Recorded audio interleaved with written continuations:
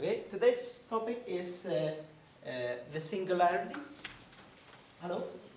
There are many ways of using the word singularity. You can mean a lot of different things. Of course, there's the mathematical notion of singularity. There's also the computer science or a futurologist notion of a singularity. And this is the one we are going to explore. At the core of the idea of the singularity is I.G. Goode's idea of an intelligent explosion. And you can see in the article here that we're going to discuss today, David Chalmers' article, is the following. Let an ultra-intelligent machine be defined as a machine that can far surpass all intellectual activities of any man, however clever. Since the design of machines is one of these intellectual activities, an ultra-intelligent machine could design even better machines. There would then unquestionably be an intelligence explosion, and the intelligence of man would be left far behind. Thus, the first ultra-intelligent machine is the last invention that man need ever make. So the basic idea is very simple, of course, but it's also very, very dramatic.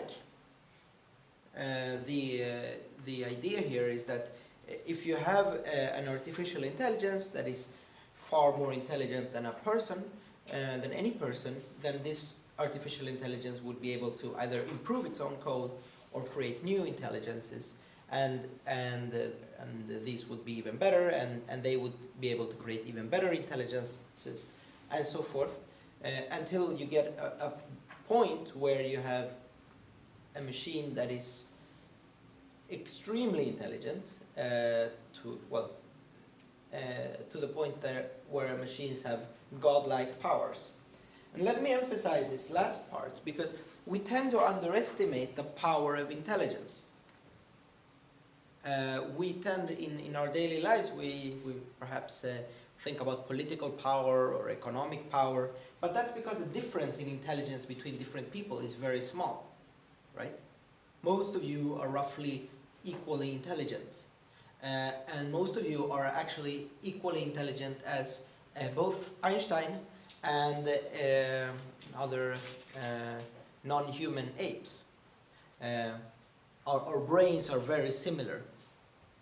But if you consider the power that intelligence gives man in comparison to other non-human animals, you can get an approximation of the kind of power that a super intelligent machine would have over us.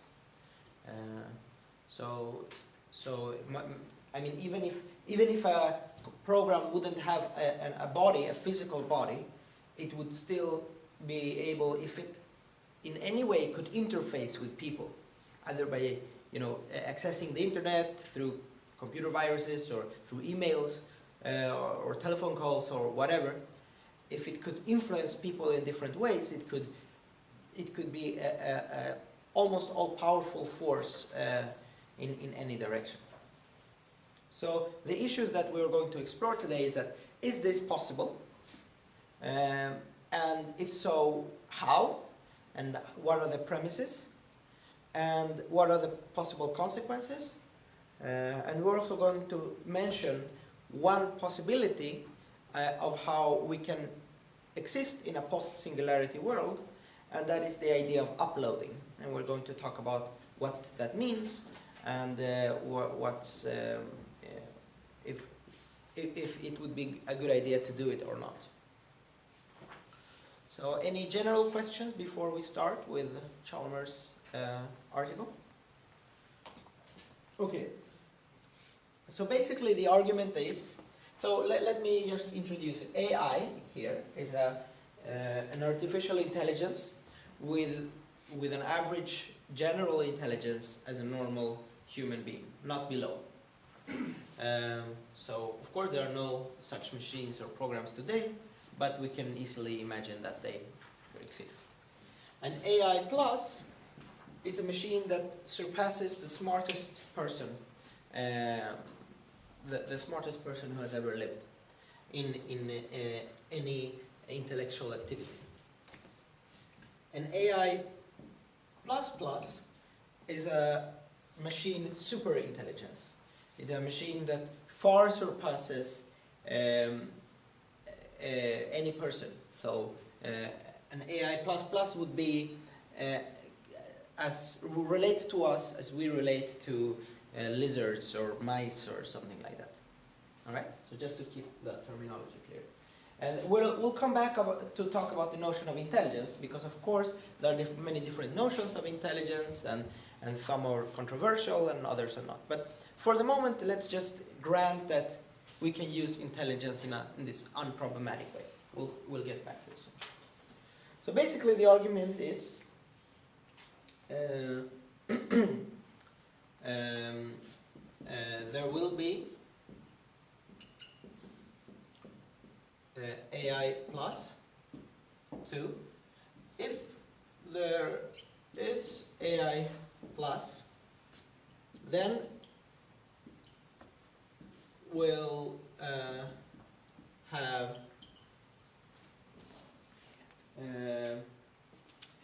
AI plus plus, and the conclusion then follows. There will be AI plus plus. Okay, so this is the basic argument. We can also add some kind of timeline here.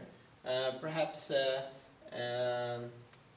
we don't know when we'll have AI plus, but we might imagine that it's at least within this century. There are many different estimates. Some are more optimistic about the possibilities of creating an AI plus fairly soon. I.J. Good thought that we might have an AI plus by the year 2000. We don't. Other thinkers believe maybe in 2030, 2045. I think in 2100, or at the end of the century, is somewhat conservative estimate. So you can say within 100 years. Then the idea here is that if we have an AI plus, then an AI plus plus will be upon us very soon, right? So because since an AI plus is so intelligent, they can of course create an even more intelligent machine fairly easy in a way that we cannot understand. So this is maybe within decades, right? Decades after this. 10, 20 years perhaps.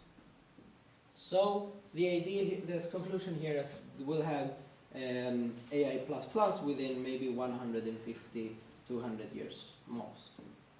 So, so as you see, even on conservative estimates, these timescales are fairly short. Perhaps not necessarily within our lifetime, but if we have the kind of breakthroughs that we talked about in previous lectures, the ones Aubrey de Grey and Larry Temkin talked about, it might certainly be within our lifetimes. Okay, so let's unpack this argument a little further. So to get to AI plus, one is it is thought that we have to have AI first, right? So if we unpack this argument a bit, let me write with another color to show that we are unpacking this one. So the first premise is that there will be AI. The AI, and two, if we have AI, we will get AI plus fairly soon. We will be able to improve that method and get to AI plus. And let's see how this is possible. How can we make an artificial intelligence? Well, there are many different ways. And one is that we could get to AI by uploading And I mentioned uploading in the beginning. Let me explain what I mean by uploading. Uploading consists in emulating the brain. So you know that if you have a very advanced computer, you can always emulate a less advanced computer within that computer. You're familiar with this? When I was a child, we had Super Nintendo emulators in our PCs. So we could emulate a Super Nintendo, and we could play the classical Super Nintendo games in my PC. That was a lot of fun. I really liked Shadowrun, for instance. And then I didn't have a Super Nintendo, so I had this emulator. So the idea is that if we have a computer that is at least as sophisticated as the human brain, we can emulate the human brain inside that computer. So, so the premise of uploading looks like this. That the brain is a machine. So we can emulate the brain, emulate any machine.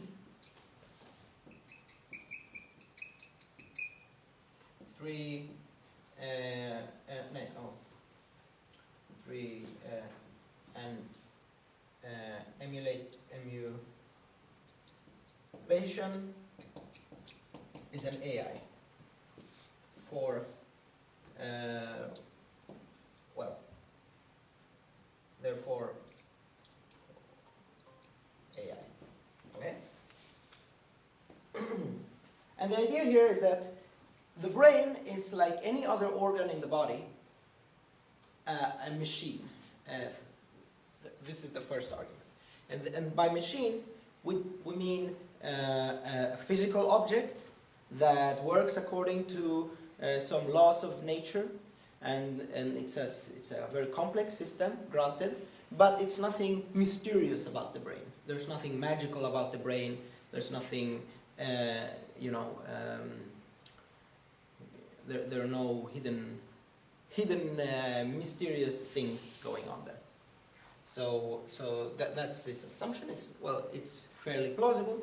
It's certainly consistent with what we now know about the brain. Of course, we might consider that the brain is a machine while also thinking that perhaps it's not possible to emulate. Perhaps if the brain is has some kind of quantum, very chaotic processes that generate some kind of very obscure and infinite complexity that is completely impossible to emulate, then this premise fails. This premise also fails if there's something special about biological systems, right? And this is a position that many philosophers have. They believe that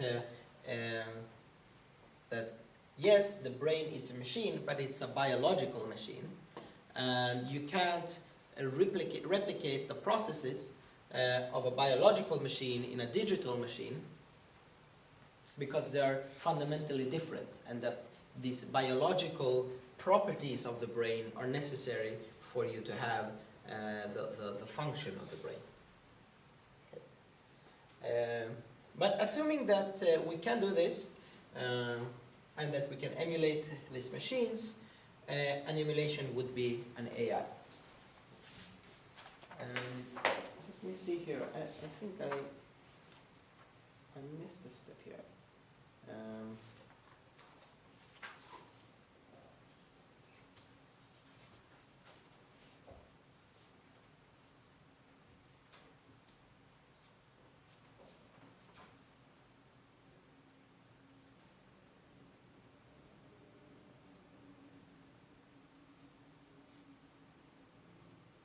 Okay, so there are other philosophers who would resist this notion by arguing that we can never replicate consciousness in a computer, because even if we could emulate the brain and create a robot or a computer with human-like behavior, so you get outputs from it that correspond to the outputs of a normal human, this program wouldn't be conscious, right?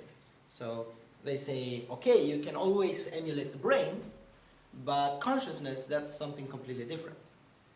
So, but this is not, this objection is beside the point. We don't need to assume that we can emulate consciousness, right? We're not talking about necessarily a conscious AI. I mean, an AI that feels the world as we do. The only thing we need to stipulate here is that we have a system who can give us the functional outputs that is equivalent of a human being's functional outputs, right? Nobody thinks that a chess-playing program really thinks about chess the way we do. I mean, they're not sad when they lose. They don't feel frustrated when they make a bad move and so forth. But they still can perform the functional equivalent of a very good human when it comes to the mere play. Okay, so one route to AI is uploading. Another route to AI, or argument for AI, is the evolutionary argument. And the idea here is that nature created intelligence, and if nature, and since nature is a non-intelligent process, evolution, just creates combinations by randomly shuffling genes and passing them through an evolutionary process, then arguably we could create an AI, since we can also create these initial conditions of intelligence, perhaps in a simulated environment, and subject it to evolutionary pressures. And this is actually what's being done today with many interesting programs, learning programs and so on. And well, it hasn't gotten too far yet, but the idea here is that if nature could do it, then so can we. We are at least as smart as nature. I mean, we have more than zero intelligence, so arguably it shouldn't be that difficult. Well, this is also an argument that you might question. I mean, you can say that it's not necessarily easy to create an AI. Just because nature did it, it doesn't mean that it's easy to do it. Perhaps it was very, very unlikely that intelligence was created. And of course, we say, but what about us? I mean, we are here, right? But you remember perhaps from previous lectures the discussion about the anthropic principle.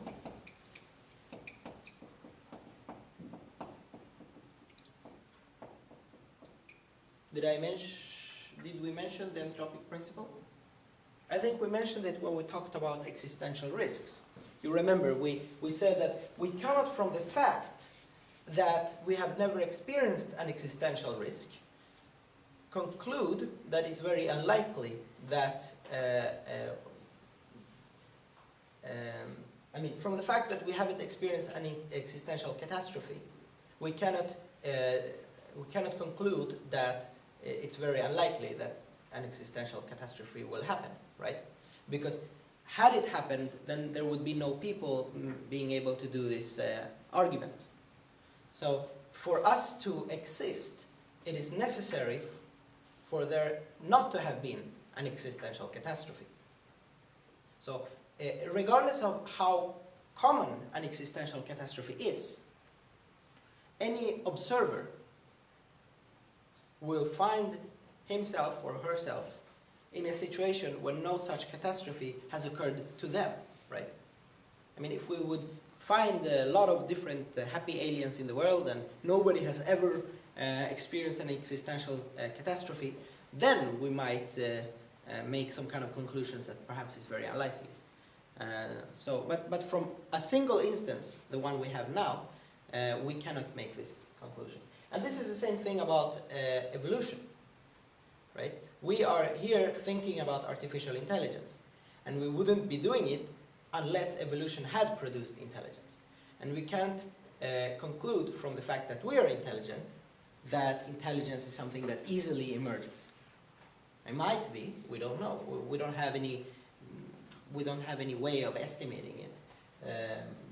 But it might be very difficult.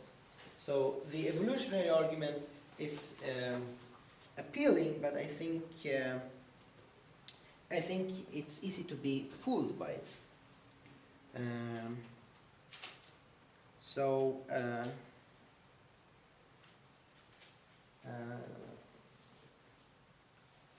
we can also consider other ways of creating an well, this is not a way, it's just an argument that of the possibility of an AI. We might consider that an AI may be created by this kind of evolutionary algorithm. So imagine you have a robot or an AI in a simulated world, and then you, or many AIs, and then you just put some kind of evolutionary pressure and make these AIs to multiplicate, and the smartest will survive, and then these smart traits will be passed on to the next generation if there's some kind of random mutation in the combinations. So this could be done, perhaps it's much easier to do it in a simulation. It's much, you could also speed up the rate of evolution in a simulation and thus create an AI through evolutionary pressure. You could also, of course, directly program an AI, just from scratch, just sit down with a pen and paper, no, not a pen and paper, but with a computer and just, write code. And if you get a clever enough algorithm, then it might be super intelligent, or at least as intelligent as a person. I think that this direct programming approach seems very difficult. I don't know if you do a lot of programming yourself. A lot of the things that humans do are very difficult, even if they are very simple. Well, we think they're simple at least. I mean, just seeing stuff is extraordinarily difficult. Being able to wash the dishes with hands while keeping your balance, not breaking anything, and making certain that the dishes are clean is something that we think is very easy, but we have yet no computer or robot that can do anything like it. So to get to AI, it seems like we have to do a lot of very, very difficult programming. So who knows? It might still be possible, but I think it looks difficult. We might also have an AI that can learn. So the idea here is that we build a very primitive system that can, through stimuli, learn. And this is perhaps plausible. Perhaps we can combine different strategies. So we directly program something that we let evolve in a simulated environment, and until it has evolved sufficiently, we can take the latest generation of this evolutionary process and equip it with a learning algorithm, and then subject it to lots of input and reward it in different ways. So it will learn to do some things and learn to avoid other things. So we might combine these structures. So these are different possibilities of making an AI.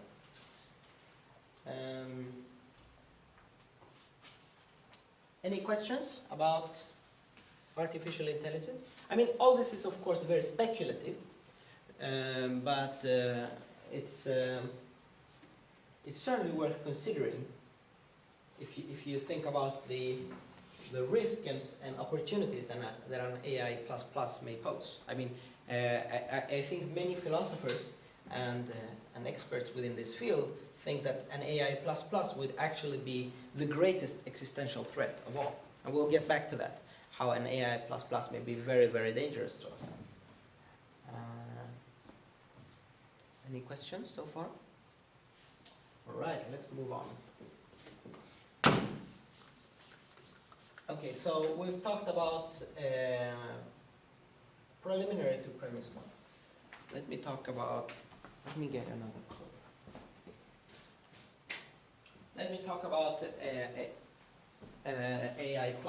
So how do we get from AI to AI plus. So this is not trivial. So the idea here is that, I mean, all of us know that when there's a new computer program of any kind, fairly soon afterwards, there's a better program, right? We've all updated our Windows software or apps on the phone. Computer programs get better all the time. So we can imagine that if we make an AI, we'll soon have a better AI and then an even better AI and so forth. And through many increments, we'll sooner or later get to AI plus, right? This is not outlandish. However, it's not necessarily the case, right? Because we need to have an AI that is created by an extendable method. By an extendable method,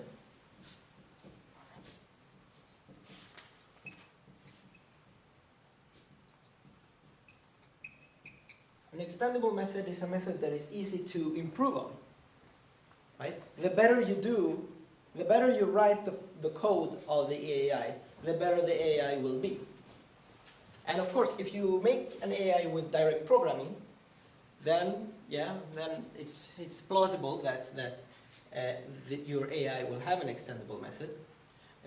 If it's an AI that is a learning AI, then you might be able to tweak the learning algorithm, but perhaps it's not as extendable. Perhaps the method still depends on the stimuli.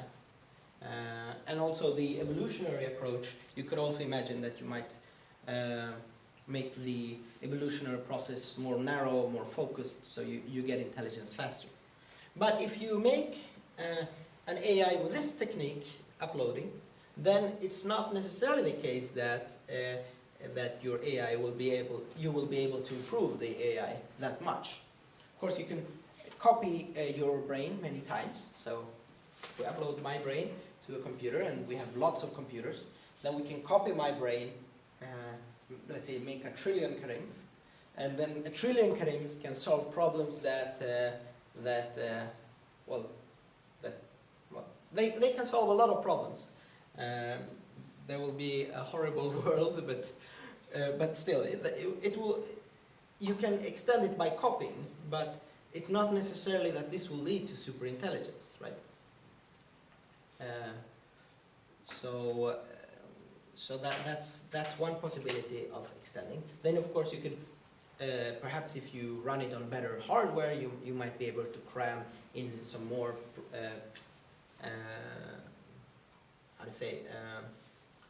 capacity, or maybe you can, if you have a brain emulation, you can spot inefficiencies in the brain and rewire the brain in different ways and to make it more efficient to do a certain task. For instance, my brain has a lot of unnecessary information about a lot of different things, and spends a lot of time worrying about things that perhaps are not so important to worry about. And of course I can't just rewire my brain easily, but if we had my brain in a computer, we could rewire it and maybe change the positions of the dendrites and axons and rearrange the connections between the brain cells, so my brain is better adapted at solving, let's say, mathematical problems or whatever, re-engineering the human brain or whatever things we find interesting. So an upload is perhaps extendable, but it doesn't seem to be infinitely extendable. Or at least there seems to be some hard boundaries to how much we can extend the functioning of a brain, even if it's a brain emulation.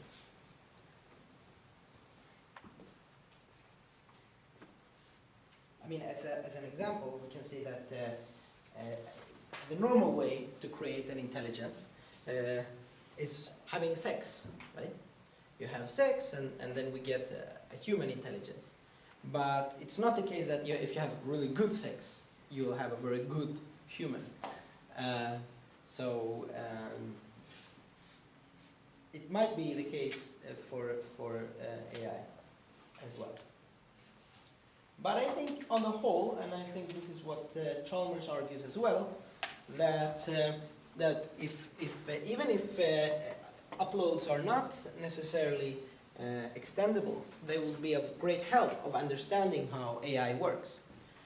Because there's something, we know very little about the brain right now, and if we would be able to upload a brain, we could, in a much more systematic way, understand how it works and how intelligence works.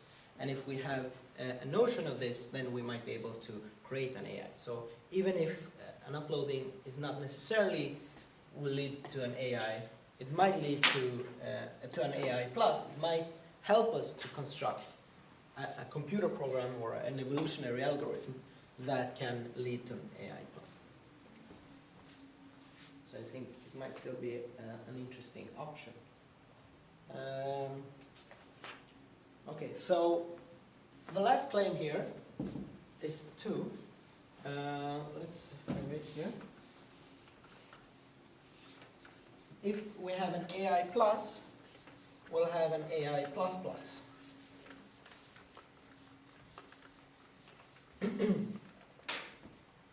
Right? So here we have already a very intelligent machine, more intelligent than Isaac Newton. And of course, since this machine is so intelligent, it can create even more intelligent machines. So this is basically the explosion part, the intelligence explosion part.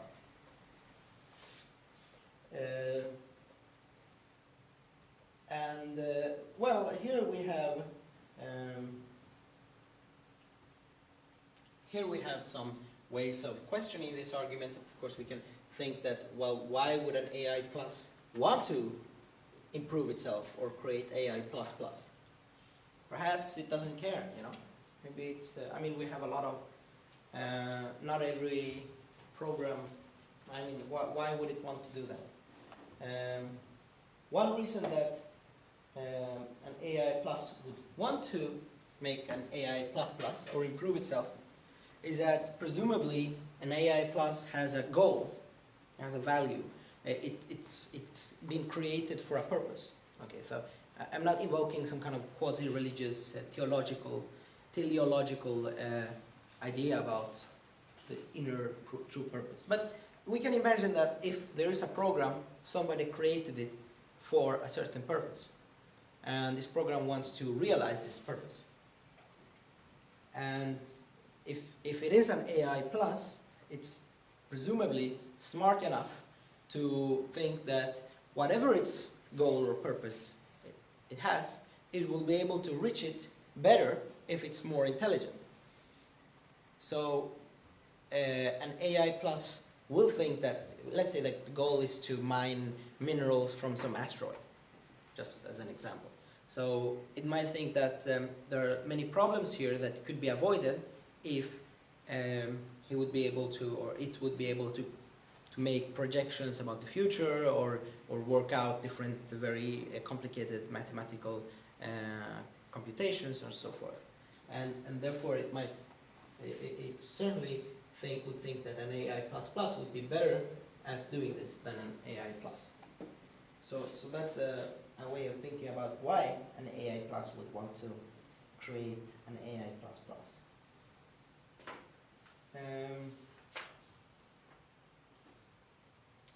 Another idea that we need to assume here is what Chalmers calls the proportionality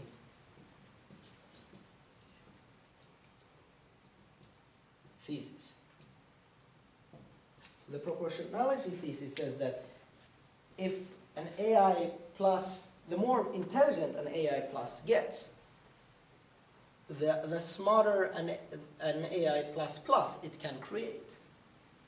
Okay, so for us it seems obvious, right? A smart programmer is better at making good programs than a stupid programmer, or that someone or than a lizard or something like that. So of course, but it's not necessarily the case. Maybe there are some bottlenecks in what you can actually achieve within a certain programming paradigm, right?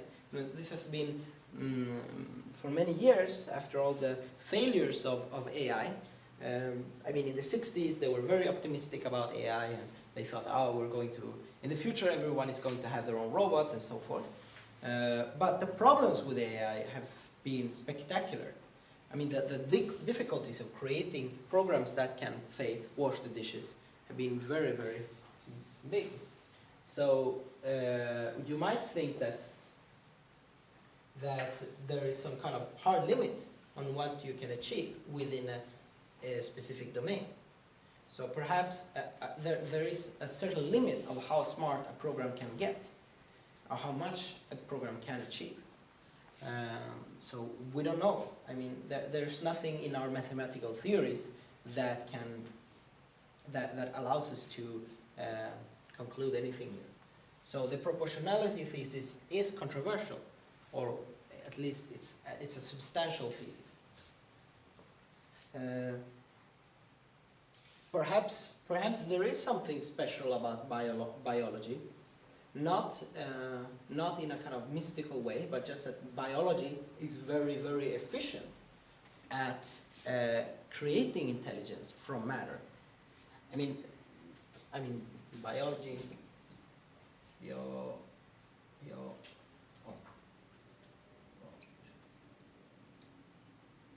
Maybe biology is just really good. I mean, consider what a dog can do with its tiny, tiny brain and almost no energy requirements if you compare it with a supercomputer.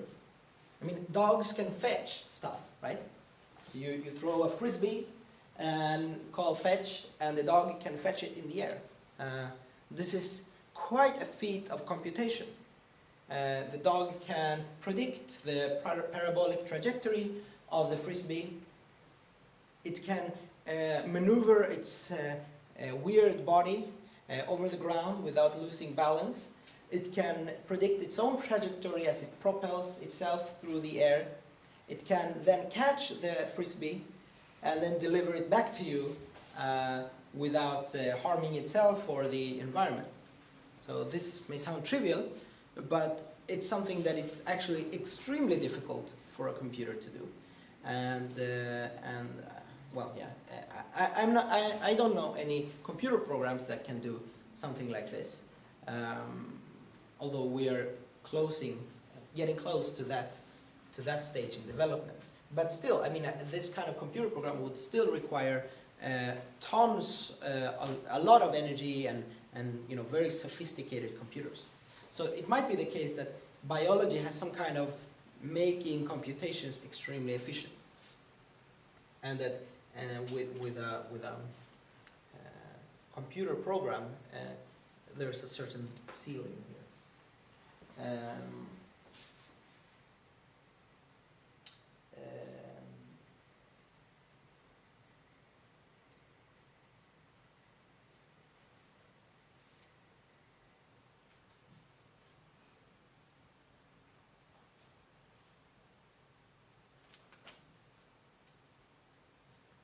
So any questions about this? Okay, so we talked about intelligence. We have been talking about artificial intelligence. So what does intelligence mean? So this is a very controversial notion. Some people believe that what is referred to as G, or general intelligence, is an ability of the brain to perform various tasks, and that it highly correlates with different particular abilities. Others believe that it's nonsensical, or that it fails to correspond to something in the natural world. It's just a social construct. Okay, so we want to avoid this controversial notion of intelligence to make our thesis here as plausible as possible. So let's instead imagine a property G that is just a property to let's say what I've written here in my little note here.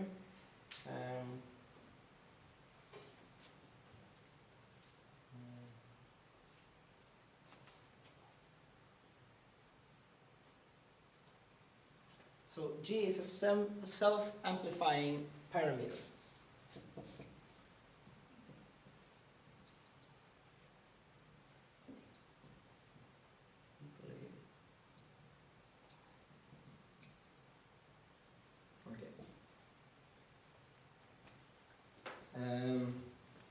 So the idea here is that if we have a computer program, for instance, then G would be that computer program's ability to improve on its own code. If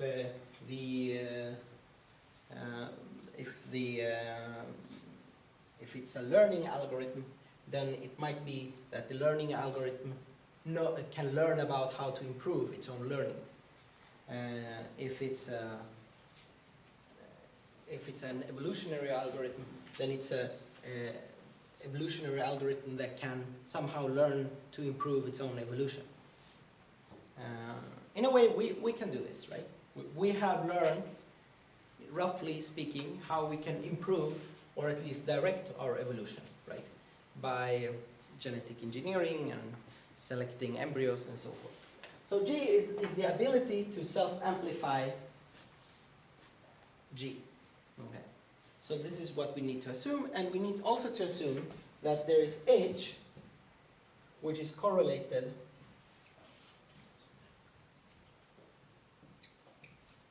to G.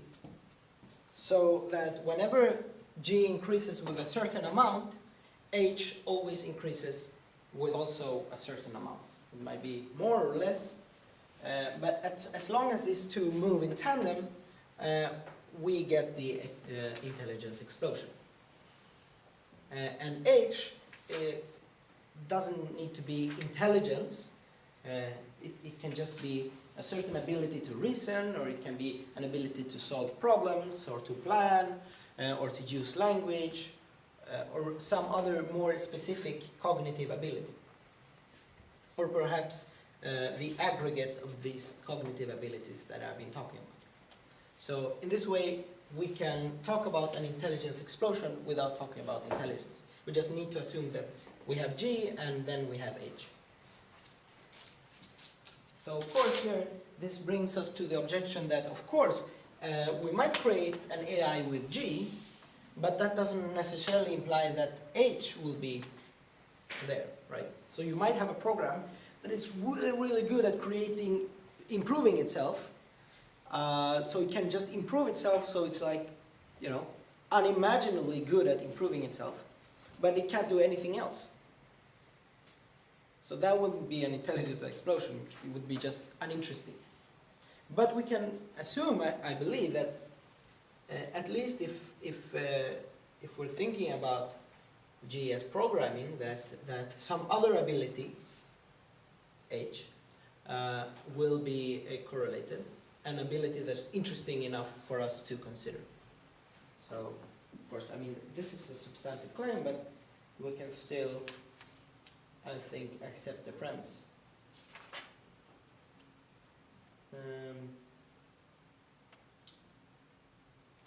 Okay, any questions?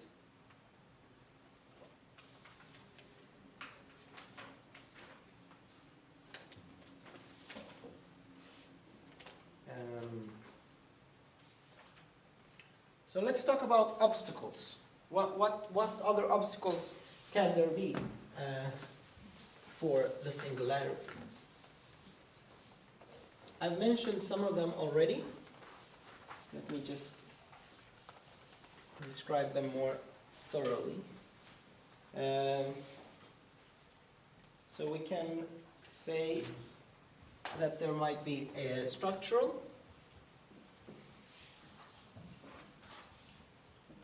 there might be correlational,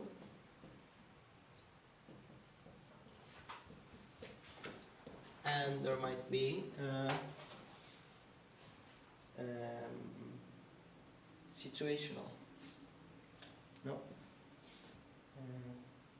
Manifestation.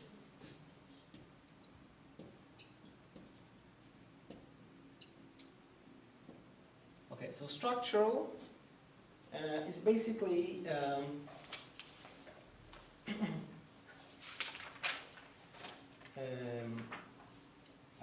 I've been talking about this. I mean, we might have perhaps it is that the possibility of intelligence or of G, and that we are near the most extreme end, right? It's at least, perhaps it's not very likely, but it's certainly possible that it's just impossible to be more intelligent than we are. Or it's perhaps impossible to be more intelligent than the smartest person is. We're at the end of all the possible intelligence, possible intelligences. I think this idea is very implausible. I think that it's not only very anthropocentric, but we can also easily imagine how it would be, how our brain could, in theory, be improved. Right? We know that there's a lot of random noise in our brain. We know that the isolation between the different neurons is deficient in many ways. So there's a lot of noise. So we know that if all of these things were improved, we would be much more intelligent. Our brain could work at a much faster pace, or more efficiently. So I think it's just false to believe that we are close to the limit. There could be a failure to take off. And that is that humans are just not smart enough to create a program that is smart enough to start improving itself. Right? Perhaps this task is so difficult that not even the smartest person, or even the smartest group of people, not even with the most sophisticated computers available or the latest scientific technology, can do. I think this is also very implausible for many reasons. I mean, one reason is that we have very good computers right now, and we will have much better computers in the future. So these will allow us to understand the brain better, and to understand intelligence better, and so forth. And we can also imagine that the human brain will be improved within the next few decades, or perhaps centuries, so that our brains work better with perhaps genetic enhancements, or with intelligence improving drugs, or with perhaps some kind of implants. So just even if it were the case that the smartest human that has ever lived is not smart enough, that does not imply that no human that will ever live is smart enough. And to say that no human that will ever live is smart enough is, I think, to underestimate the potential of improving the human brain. If we include in this notion the tools that are available for the human brain to create an AI. So I think this obstacle is not somebody had a question? No? No? We can also, I've also mentioned this idea that there might be diminishing returns, so that even if G is self-amplifying, each time it amplifies, its ability to amplify is less than the for each time, so to speak. So, and this, I mean, this is the case in many programming situations. Certain problems are just have been solved in a way that it's impossible to make them any better. Some sorting problems, for instance, it's just we can't make them better. They're just as good as they're going to get. So this could be certainly an issue. Second, correlational obstacles. This I've also mentioned. Perhaps H is very weakly correlated to G, so you need, for instance, a trillion-fold improvement in G before you get a 1% improvement in H, perhaps, right? So this might certainly be the case. So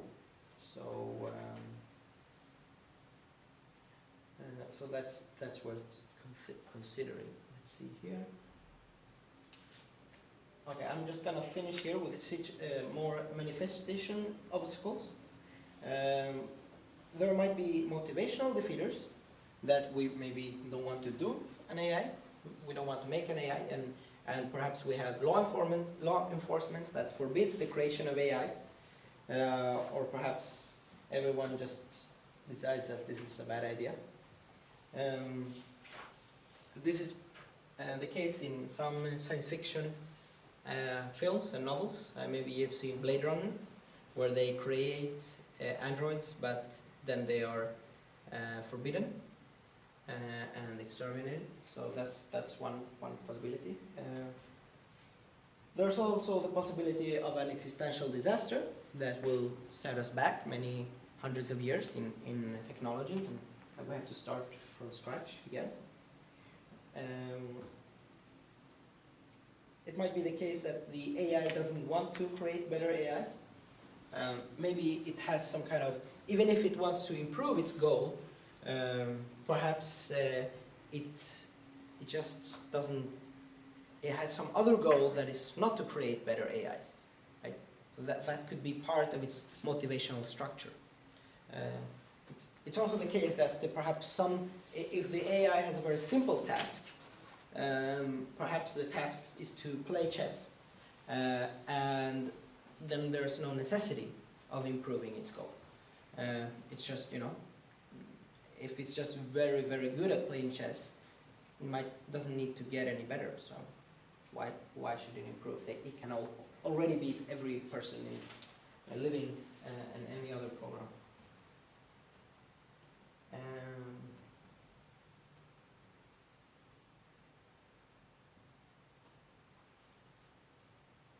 Yeah, so that was basically the first part of this lecture. Let's take a break.